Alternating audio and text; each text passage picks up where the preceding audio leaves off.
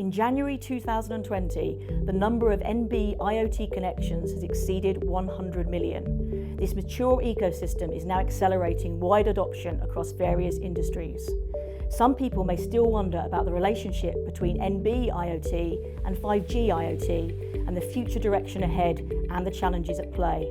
Today, we have invited Alexandra Rehak, the practice head of world-renowned consulting firm Omdia, to share her views on the NB-IoT industry and the path ahead. I'm Professor Sally Eaves. It's a real pleasure to be here today with Alexandra Rehak, who's the IoT practice lead from Omdia. Lovely to meet you today. And in terms of our content today, looking at the kind of the advance of 5G, and as part of that, what you feel the essential role of NB-IoT or narrowband IoT is within that process, and how that's really essential to support its development and growth.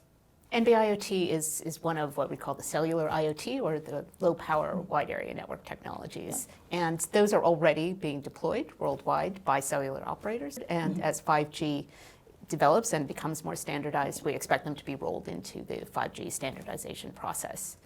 But they have special characteristics, these technologies, in that they are low power, so they're great for situations when you need long battery life, when you have small bandwidth requirements, and when you need to really deploy at scale. And kind of looking ahead, we're seeing a lot of talk at the moment about 2G and 3G switch off. So from that point of view, kind of what's your perspective on what operators should be doing in this environment? So a lot of service providers who we talk to are looking at these technologies as possible migration paths for 2G and 3G devices. As as IoT devices need to be switched over, then it's complex to upgrade those in some cases.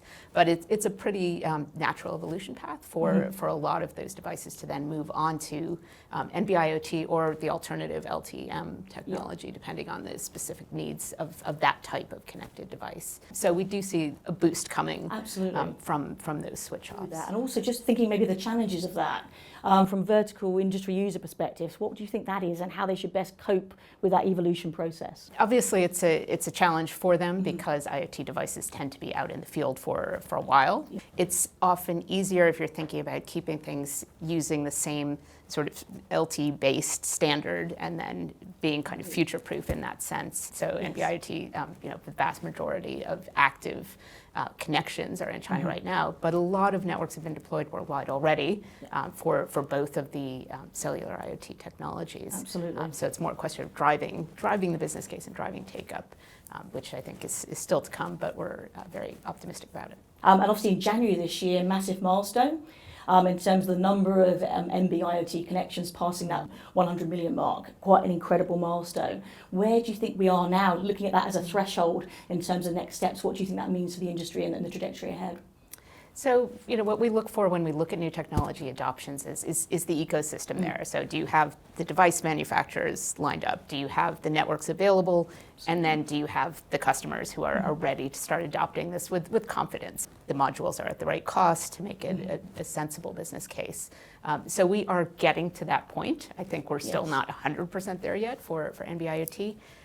But certainly the cases that we see in China and the scale of the deployments there are kind of driving the overall momentum. But I think we still have some work to do to get enterprise end users on board with adopting these and finding the right use cases for them. I think it's a question of operators and vendors really working hand in hand to make sure that they are getting the industry use cases demonstrated clearly, not only in China, but outside of China, and finding some industry partners to do that with. Alexandra, thank you very much for your time. Real pleasure to speak to you. Thank you very much. Thank you.